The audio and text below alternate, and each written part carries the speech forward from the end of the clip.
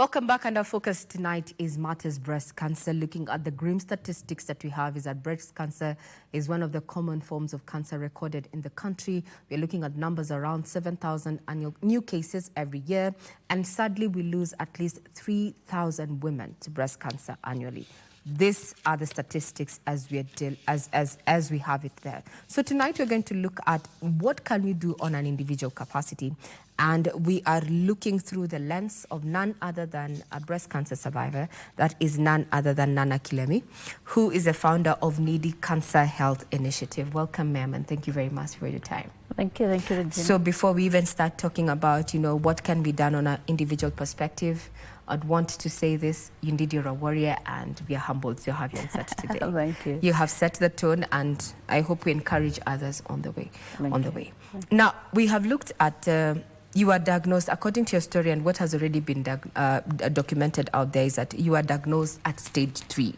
Can you walk us through, why there was that delay in seeking care, and what are the common reasons why a majority of women, breast cancer is detected in them, at least at stage 3 or stage 4, which is very late?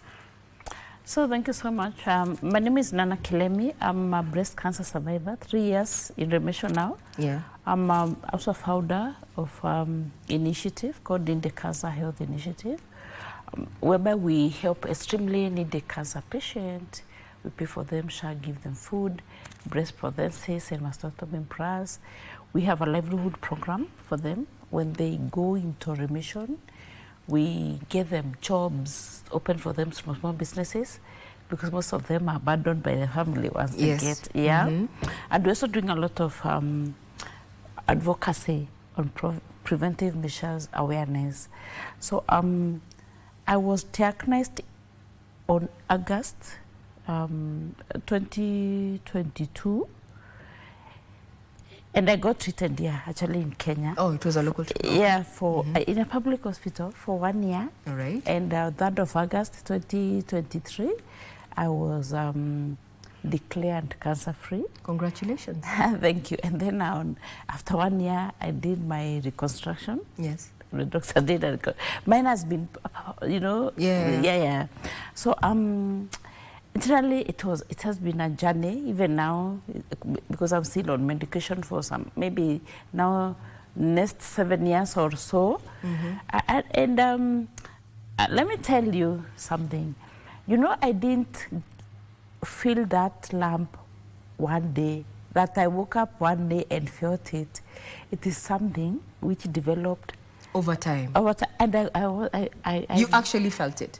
I knew there was something happening in my body, but I was damn scared of even telling anyone what was happening. Wow. So the way women, when you're on your periods, you get, your breast gets really sensitive, painful. Yeah.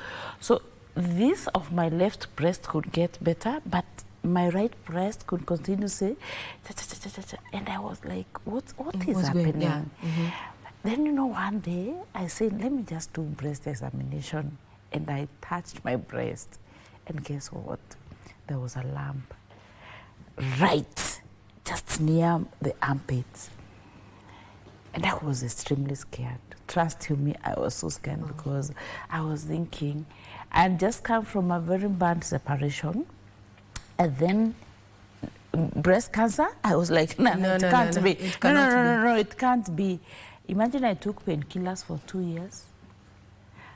And let me tell you, I don't blame people, I don't blame women when they come too late. Mm-hmm. But then, what I'm blaming now is the ignorance, because out of 75% awareness which is being done by now people like me, individuals, government, private sector, everyone, still 13% of women are only going for the screening, and only 2% of men are going for screening. So we still have a huge problem due to ignorance, know-it-all attitude, all these things. It cannot be stigma, because stigma is also one of the challenges that a majority are coming say, they come out and say that No. We can't peg this in on stigma. On stigma. Nana Kilemi, I'm extremely vocal. I'm a strong girl. I fear nobody. I only fear God. Oh yeah, because He's the one who has gotten me where I am, not human beings. Yes. It can only be God. Yes, true. So if they stigmatize me, but you say, I don't count on that. I'm still here. True. So stigma, we can't gauge this to stigma. We only gauge this, Regina, to ignorance. The information is out there, but we are not using the information. Because if you see the cases of breast cancer, we have the most affected women are between ages of 35 to 50. And you know, the most annoying thing is that most of these cancer patients who come to hospital when it is too late are educated, learned, managed women who are out here. When I tell them, come for screening, they say, Nana wacha, tutakuja later. So when I tell them, we have a free cervical cancer screening, they say, we have medical covers, we will go to hospital. So ignorance. Ignorance is the biggest problem we have in Kenya, Regina. Take it from me. Let me tell you true story. In July 2020, this year, on 27th or 26th, we had a huge charity run at the Hub Karen, Nindi Cancer Health Initiative. I had free screening for cervical cancer, breast examination, and all this kind of thing. Out of 300 cervical cancer cases, kits that we had, we only screened 16 women. Where were we at? Please repeat at me. Karen. Karen the Hub. So who came? Who came? It's an upper middle class. Did they want to screen? No. No. Maybe because of the fear. You know, maybe the fear. Not even fear. Let me. You've ruled out stigma, and you've pointed it at ignorance. But then, when someone thinks about the facts around seeking treatment for cancer treatment, could that be a reason why we're not having people actually coming out and taking these options for screening? Could it? Let me tell you, yes, it is costly, but you can imagine, Regina, if I went to hospital in 2020 when I felt the lump. You know, I couldn't have lost my breast. They could just have brought that thing out and just treated me, and I could have gone on with my life. But what happened to me because of the ignorance and the fear of the unknown, which happened to me? Most of the people don't know that. You know, most of my friends and even my family, and even to make matters worse, the most annoying thing is even my sisters. None wants to go for screening. We are scared about it. They say, we are scared to find out. I know, they say, Nana, it's this which I don't know. Do not hurt me. But that is, let me not talk bad language, but I think that is the most foolish thing in the 21st century, anybody of our time and age can do. Let me tell you, a country like Australia, for the last 12 years, they haven't had one case of cervical cancer. None. Like they were able to clear that. Why are we in Kenya every day losing 7 women to breast cancer, Regina? Why? Why are we still doing the things that every day we are being taught? We are being told lack of enough vitamin D to women is one of the biggest cause of breast cancers with women. Why are we not? What is vitamin D, Regina? The sun. At least one source of vitamin D is enjoying the sun. Do you buy sun?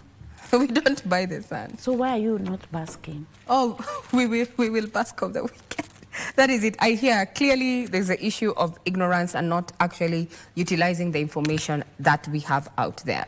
Now you have started the Needy Cancer Health Initiative, you know. How do you plan to scale up this particular support, you know, to meet the national demand? Because statistics as is, we have great numbers. What we are doing in our own small ways, together with my friends, because we are such a small, actually we are turning 2 years this month. What we are doing is more of screening, because that is the only way we'll be able to counter-check this monster. Actually, like this month, this month, 26th of this month, we are rolling a program in Meru. We will screen every woman in every 45 wards of Meru of breast cancer and cervical cancer, and all men prostate cancer. At least that I have people who have come on board and who are going. It is a very, very costly program, but I know we will get there. In Nairobi, we still try our own small ways to screen, but especially in the slums, because this is where people are less privileged, and this is where people listen anyway. And these are the people I love with all my heart, because they listen and they come. And when I go and tell them, let's do this, they do. This upper middle class, I'm out of their game for now because of the ignorance. The ignorance. They're the ones who have the information, but they're not applying it as they should. Thank you. And you know, Regina, let me tell you, and I'm telling you Kenyans, by the way, it is not as business as usual. It is not, Regina.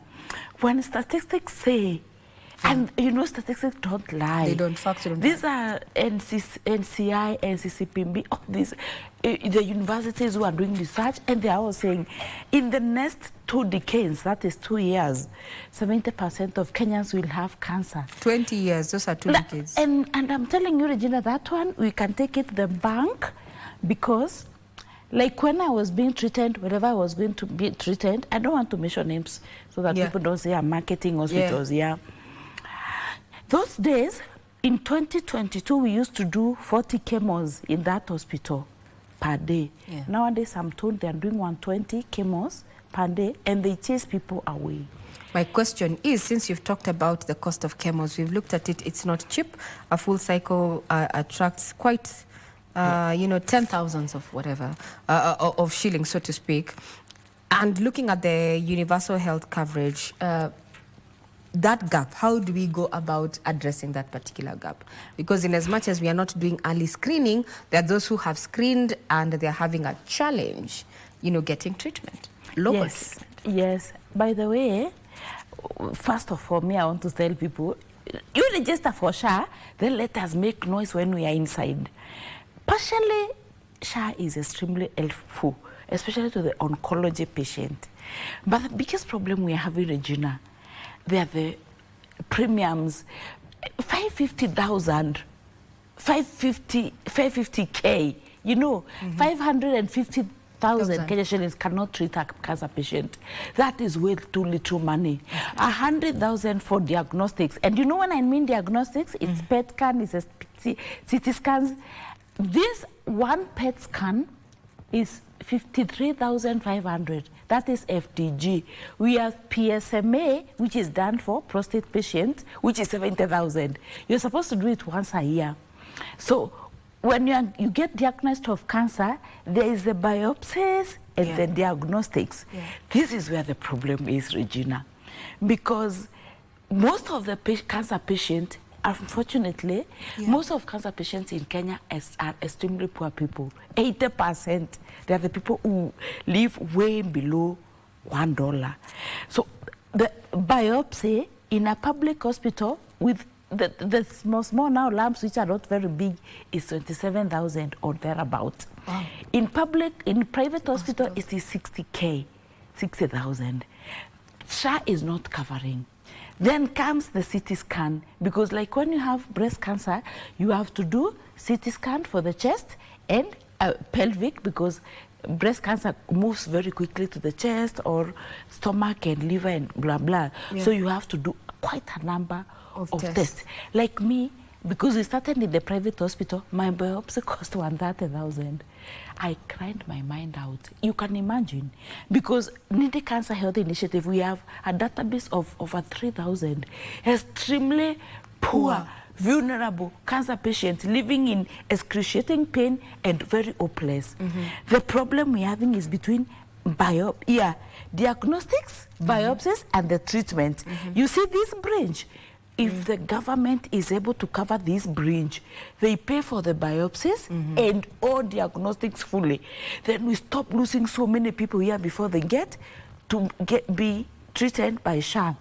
Then we need this SHA thing to be adjusted. It is not really helping this most, because Regina, with 550,000, average chemotherapy, average is not less than 50,000. The average chemo cycles each patient gets is between 6 to 12.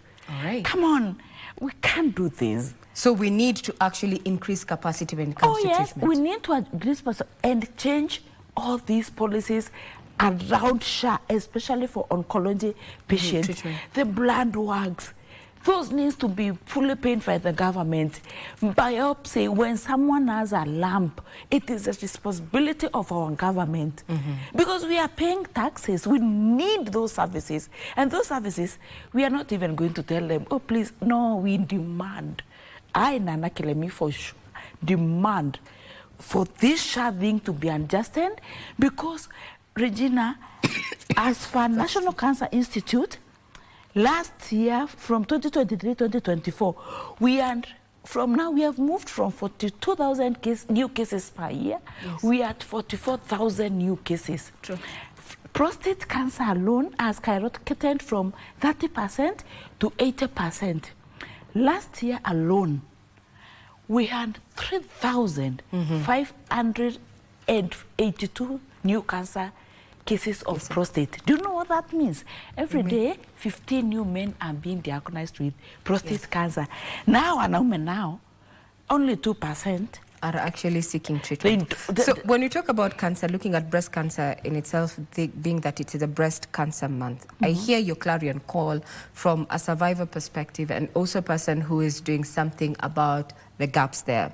Your clarion call is for government to increase capacity for treatment of cancer patients. That's the direction to take. Yes. One word as we bring this to a close. I know we have not addressed so many things, but thank you for sharing your story and also just putting a human face to cancer. You know, when you get the news, you ignore it until it's not possible. What went through your mind? What was your first thought when you got that diagnosis as you come to a close?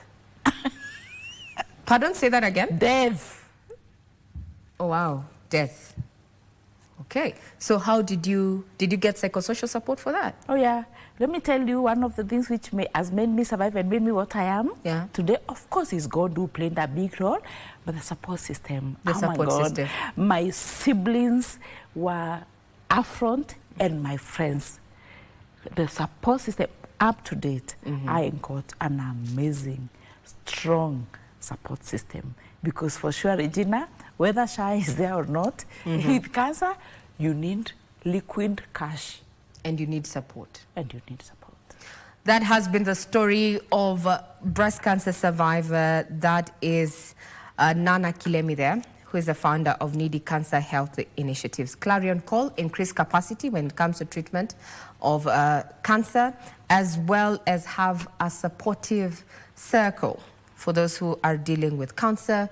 And last but not least, use the current information that you have. Apparently, from her experience, is that a majority of those who have the information are actually ignoring the signs. So if you have not taken that test, take it and do something about it. You've been watching Sunday Express. Our guest has been none other than Nana Kilemi, a breast cancer survivor and founder of Needy Cancer Health Initiative. And some of the feedback that we're getting on our socials include that our very own reporter, Judith Akolo, says that the sun is not the source of vitamin D, but helps the body actually generate or rather produce vitamin D.